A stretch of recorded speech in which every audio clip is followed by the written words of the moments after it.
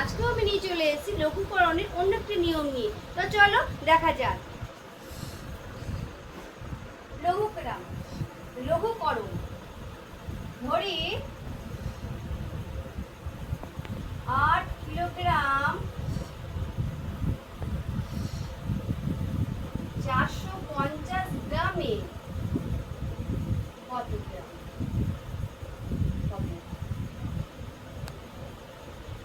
আমাকে 1 দিয়ে বার করতে হবে, তাহলে আমাকে করতে হবে 1 কিলোগ্রাম, তাহলে অতএব 1 কিলোগ্রাম সমান কত গ্রাম?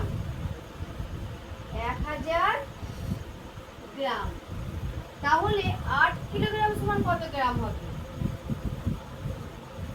আচ্ছা, 1000 গুণ 8 সমান 8000 গ্রাম। এবার দেখো 450 গ্রামে আছে। এবার যেহেতু কিলোগ্রামটা আমি গ্রামে পরিণত করেছি, গ্রাম হিসেবে আমরা কি করলাম, মিলে গেছে। তাহলে কি করতে হবে? 450 গ্রামকে যোগ করতে হবে। 0 0 0 0 4